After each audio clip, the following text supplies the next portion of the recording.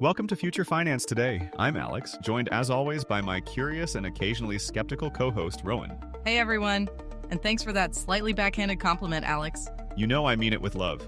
Today we're diving into what might be one of the most fascinating corporate transformations of our time. Back in 2020, one CEO made a decision that sent shockwaves through the business world. You're talking about Michael Saylor and MicroStrategy, right? That first Bitcoin purchase that everyone thought was, let's say questionable at the time. Exactly, but what's really interesting is how that one decision has completely changed the way major corporations think about managing their money. By 2025, we're looking at MicroStrategy holding over 500,000 Bitcoin. That's quite a journey from that first purchase, but I'm guessing there's more to this story than just numbers? So much more. We're talking about a fundamental shift in how businesses approach treasury management, the integration of Bitcoin into corporate systems, and some surprising connections with AI development. And I hear there's quite a bit of controversy too.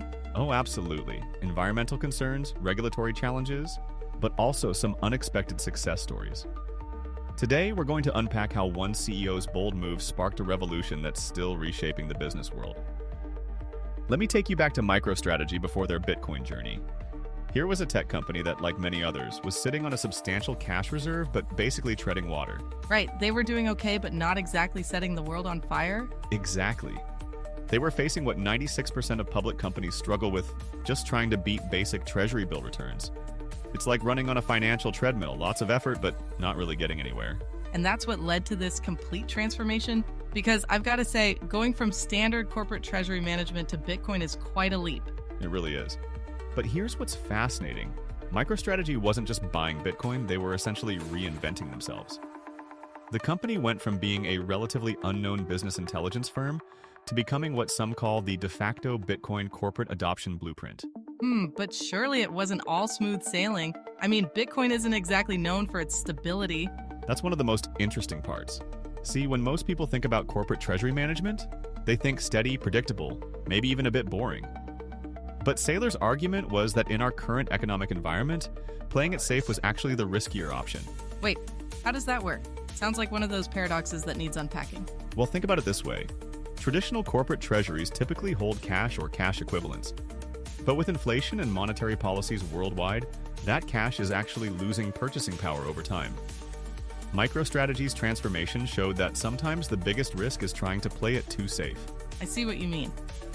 But there must have been some serious technical hurdles to overcome. I mean, we're talking about a public company here, not a crypto startup. Absolutely.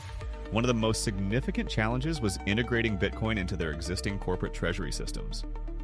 They had to develop new protocols, security measures, and reporting mechanisms. It's like they were building the plane while flying it. That sounds incredibly complex. How did they manage the actual logistics of it all? They essentially had to create a whole new corporate treasury playbook. They developed what they call a bifurcated strategy, keeping enough cash for operations while converting excess cash into Bitcoin. But here's where it gets really interesting. They also pioneered the use of Bitcoin-backed bonds. Oh yeah, I remember hearing about those. Didn't they actually outperform traditional corporate bonds? They did, and that's what really caught the attention of other corporate treasurers. By 2025, we're seeing several Fortune 500 companies following similar strategies, though perhaps not quite as aggressively as MicroStrategy. But what about the shareholders? I mean, this was a pretty dramatic shift in corporate strategy. That's another fascinating aspect. Initially, there was significant skepticism. The stock actually took some hits early on. But as their Bitcoin strategy proved successful, something unexpected happened. MicroStrategy effectively became a new kind of financial instrument, part tech company, part Bitcoin proxy. So they basically turned themselves into a sort of Bitcoin ETF before Bitcoin ETFs were really a thing? In a way, yes. But more importantly, they showed that corporate Bitcoin adoption could be more than just a treasury decision. It became a complete business transformation strategy. The company went from stagnation to becoming one of the most closely watched firms in both the tech and financial sectors. That's quite a turnaround. Though I have to wonder how much of this success was due to good strategy versus just good timing? That's actually a really important question. While timing certainly played a role, what's really significant is how they executed their strategy. They didn't just buy Bitcoin. They developed comprehensive frameworks for corporate Bitcoin integration that other companies are now using as a template. So they basically created the corporate Bitcoin adoption playbook? Exactly, and that's perhaps their most lasting contribution to this whole movement. They showed that Bitcoin adoption isn't just about buying and holding, it's It's about rethinking how corporations manage and utilize their treasury assets in a digital age. You know what's fascinating about this treasury revolution? It's not just about the numbers anymore. We're seeing a fundamental shift in how companies think about preserving and growing their wealth. Right, but don't companies already have pretty sophisticated treasury management strategies? They do, but here's the thing. Traditional treasury management has been facing some serious headwinds. Treasury bills, corporate bonds, money market funds, they're all struggling to keep pace with real-world value preservation. Sounds like companies are stuck between a rock and a hard place. Exactly. And that's where this revolution gets interesting. Companies are discovering that Bitcoin isn't just another asset class. It's becoming a strategic tool for treasury operations. We're seeing firms using it for everything from collateralized lending to international payments. Wait, so they're actually using Bitcoin for real business operations, not just holding it? That's right. Take international payments, for example. Traditional cross-border transactions can take days and involve multiple intermediaries. But some companies are now using Bitcoin to settle transactions almost instantly. But what about the volatility? I mean, that's got to be a major concern for corporate treasurers. It is, and that's led to some really innovative risk management strategies. Companies are using sophisticated hedging techniques, maintaining dynamic cash to Bitcoin ratios, and even developing new financial instruments to manage that volatility. Like those Bitcoin-backed bonds you mentioned earlier? Yes, but it goes even further. We're seeing the emergence of what some call hybrid treasury strategies. Companies maintain a core Bitcoin position while using traditional instruments for short-term needs. It's like having both a savings account and a growth portfolio. That makes sense. But I'm curious about the actual numbers. How are these strategies performing compared to traditional approaches? Well, here's where it gets really interesting. Looking at data from the past few years, companies that allocated even a small percentage of their treasury to Bitcoin have significantly outperformed those sticking purely to traditional assets. Though, and this is important, past performance doesn't guarantee future results. Sounds like there's still some skepticism in traditional financial circles? Oh, absolutely. There's an ongoing debate between what we might call the traditionalists and the innovators. The traditionalists argue that corporate treasuries should prioritize capital preservation above all else. And the innovators? They counter that in our current economic environment. Traditional capital preservation strategies are actually leading to value destruction through inflation and currency debasement. They view Bitcoin as a necessary evolution in treasury management. I can see both sides of that argument, but what about the practical aspects, like how do companies actually implement these strategies? That's where we're seeing some remarkable innovations. Companies are developing new treasury management systems that integrate both traditional and Bitcoin operations. They're creating new risk assessment frameworks, audit procedures, and compliance protocols. Sounds like a lot of work just to add Bitcoin to the mix. It is, but many companies see it as necessary evolution. Think about it like this. When companies first started using computers for their treasury operations, it was complex and challenging. Now it's unthinkable to manage a corporate treasury without digital systems. So you're saying Bitcoin integration might become just as standard? That's what the trends are suggesting. We're seeing more companies viewing Bitcoin not as a speculative asset, but as a fundamental treasury tool. It's becoming part of their core financial infrastructure. And I guess that's really the heart of this treasury revolution. It's not just about adding Bitcoin to the balance sheet, it's about rethinking the whole approach to corporate treasury management. Exactly. It's a complete paradigm shift in how companies think about preserving and growing their corporate wealth. And what's particularly interesting is how this is spreading beyond just tech companies. We're seeing traditional industries starting to explore these strategies too. You know, there's another fascinating layer to the story we haven't explored yet. The actual technical infrastructure that makes corporate Bitcoin adoption possible. It's not as simple as just buying Bitcoin and holding it. I imagine not. We're talking about public companies here. They must have some pretty strict requirements for handling assets. Exactly. The technical infrastructure these companies have built is actually quite remarkable. They've had to develop what we call institutional-grade custody solutions. Think of it like building a digital Fort Knox, but with multiple layers of security and accessibility. But how does that work in practice? I mean, we're talking about digital assets that need to be both secure and accessible. Well, one of the most interesting innovations has been the development of multi-signature wallet systems specifically designed for corporate use. These require multiple authorized executives to approve any transaction, similar to how traditional bank accounts work. Oh, so it's not just one person with a password that could run off with all the Bitcoin? Definitely not. These companies have implemented what they call governance protocols. Think of it like a digital version of those old bank vaults that needed 3 different keys to open. But it goes even further. They've created entire frameworks for audit trails, compliance reporting, and real-time monitoring. That sounds incredibly complex. How do they manage all of that? The really clever part is how they've integrated these systems with their existing corporate infrastructure. They've developed specialized software that connects their Bitcoin operations with traditional accounting systems, making it possible to generate the reports that regulators and auditors require. Wait, so they can actually track and report on their Bitcoin holdings just like they do with regular assets? Exactly. And here's where it gets really interesting. Some companies have developed what they call hybrid custody solutions. They keep a portion of their Bitcoin in cold storage for long-term holding, while maintaining some in more accessible forms for operational needs. Like having both a savings account and a checking account? That's a great analogy. But there's another crucial aspect. These systems also need to interface with traditional banking infrastructure. Companies have created what they call bridge protocols that allow them to move seamlessly between Bitcoin and conventional financial systems. That sounds like it would raise some regulatory eyebrows. It definitely did at first. But these companies have actually worked closely with regulators to develop compliance frameworks. They've created systems that automatically flag transactions for review, generate required reports, and maintain detailed audit trails. So they're basically building a whole new financial infrastructure? Yes, and what's fascinating is how they're doing it in a way that bridges the old and new financial worlds. They've had to solve complex problems like how to handle Bitcoin for payroll, how to manage international transactions, and how to deal with tax implications.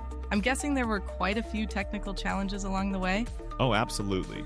One of the biggest was developing secure key management systems that could work at a corporate scale. They needed solutions that could handle multiple users with different permission levels while maintaining absolute security. Like having different levels of access for different employees? Precisely. And they've created some incredibly sophisticated systems for this. Some companies now have what they call operational hierarchies, where different levels of transactions require different levels of approval, all managed through secure, automated systems. That's quite impressive, but what about when things go wrong? I mean, there must be some kind of backup systems? That's actually one of the most crucial aspects. These companies have developed extensive disaster recovery protocols. They maintain multiple secure backups of their keys, often in different geographic locations, and have detailed procedures for every possible scenario. Sounds like they've really thought of everything. They've had to. When you're dealing with corporate treasury assets, there's no room for error. What's remarkable is how this infrastructure is now becoming standardized. Smaller companies can essentially adopt these tested systems rather than having to build everything from scratch. You know, we can't talk about corporate Bitcoin adoption without addressing what I'd call the elephant in the server room, like the environmental and regulatory challenges these companies are facing. Environmental. Ah, yes, I was wondering when we'd get to this. The energy consumption issue is pretty significant, isn't it? It is, and companies adopting Bitcoin have had to get really creative in addressing these concerns. What's fascinating is how some corporations are actually turning this challenge into an opportunity. How so? I mean, Bitcoin mining still uses a lot of energy, right? It does, but here's where it gets interesting. Some companies are now partnering with renewable energy providers, essentially funding new green energy projects to offset their Bitcoin-related energy consumption. They're calling it the Green Treasury Initiative. So they're not just trying to defend against environmental criticism, they're actually trying to be part of the solution? Exactly. Take some of these Fortune 500 companies. They're now investing in solar and wind farms, not just for their Bitcoin operations, but for their entire corporate infrastructure. It's like they're using Bitcoin as a catalyst for broader environmental improvements. But what about the regulatory side? I imagine that's a whole other battlefield. Oh, it's fascinating how this is playing out. Companies are basically navigating a regulatory maze that's being built while they're trying to walk through it. They're having to deal with different rules in different jurisdictions, sometimes contradictory ones. That sounds like a compliance nightmare. It can be, but it's led to some innovative solutions. Companies have developed what they call adaptive compliance frameworks, systems that can quickly adjust to new regulatory requirements as they emerge. Wait, so they're basically building flexible systems because they don't know what regulations might come next? Precisely. And here's what's really clever. Some companies are actually working proactively with regulators, helping to shape the frameworks rather than just reacting to them. I suppose that makes sense. Better to help write the rules than just try to follow them later. And it goes beyond just compliance. These companies are developing comprehensive risk assessment models that account for everything from regulatory changes to environmental impact. They're essentially creating new standards for corporate responsibility in the digital age. But surely there must be some pushback from traditional financial regulators? There is, and that's where another interesting trend has emerged. Companies are forming what they call regulatory working groups, sharing resources and expertise to address common challenges. It's like they're creating a united front to engage with regulators. Isn't that kind of unusual? Companies working together like that? It is, but that's what makes this so fascinating. They've realized that solving these challenges individually isn't as effective as addressing them collectively. They're essentially creating new industry standards as they go. So how are they handling the immediate environmental concerns while these longer-term solutions are being developed? Well, many are implementing what they call environmental offset protocols. They're not just buying carbon credits, they're investing in direct environmental improvements, funding research into more efficient mining technologies, and supporting green energy infrastructure. That sounds expensive, though. How do they justify these costs to shareholders? They're presenting it as long-term risk management. The argument is that investing in environmental solutions now is cheaper than dealing with potential regulations or public backlash later. Plus, it's actually creating new business opportunities in some cases. Like what? Some companies are turning their green energy investments into profit centers, selling excess power back to the grid. Others are developing and licensing their environmental compliance systems to other firms. They're finding ways to make sustainability profitable. So they're basically turning these challenges into opportunities? Exactly. And that might be the most important lesson from all this. These companies aren't just trying to defend their Bitcoin adoption. They're using it as a catalyst for broader positive changes in how corporations interact with both the environment and regulatory frameworks. You know what fascinates me most about where this is all heading? The way corporate Bitcoin adoption is converging with other emerging technologies. We're seeing some really unexpected developments that nobody predicted back in 2020. Like what? Are we talking about AI integration or something else? Well, that's part of it. Companies are using artificial intelligence to manage their Bitcoin treasury operations in ways we never imagined. But there's something even more interesting happening with how corporations are using Bitcoin in their actual business operations. You mean beyond just holding it as a reserve asset? Exactly. Take international trade, for example. Some companies are now using Bitcoin as a settlement layer for their global supply chains. They're creating what they call smart treasury systems that automatically handle cross-border payments, currency conversions, and settlement all in real time. That sounds pretty advanced, but aren't traditional financial systems already doing this? Well, here's where it gets really interesting.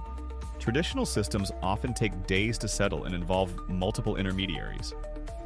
These new Bitcoin-based systems are reducing that to minutes and cutting out most of the middlemen.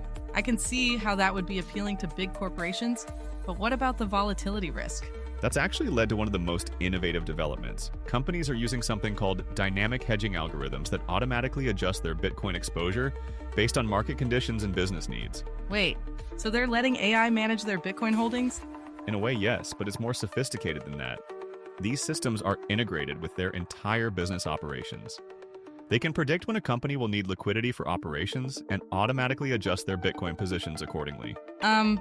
That sounds like it could either be brilliant or terrifying, depending on how well it works. You're not wrong, but here's what's really fascinating. These systems are learning and improving over time. Companies are finding that their treasury operations are becoming more efficient and responsive than ever before.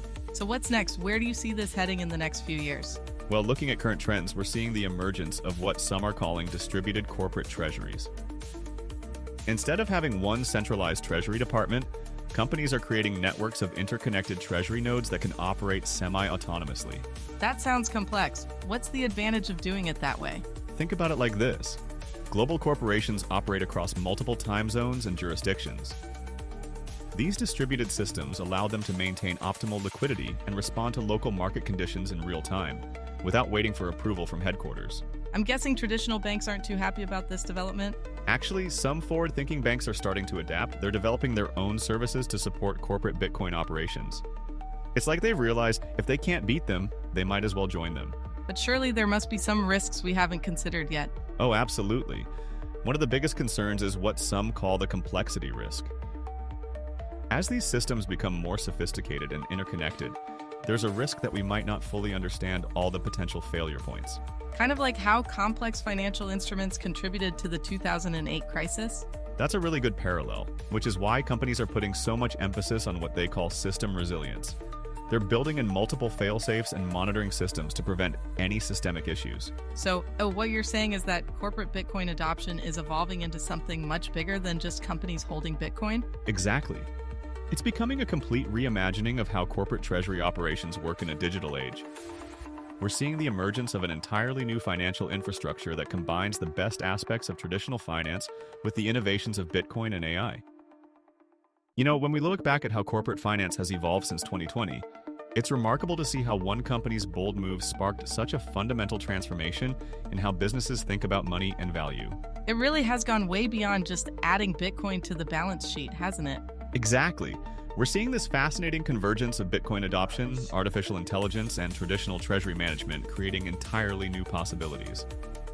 Companies aren't just holding Bitcoin, they're reinventing how they operate in the digital age. And I suppose what's really interesting is how the skeptics have been forced to reconsider their position.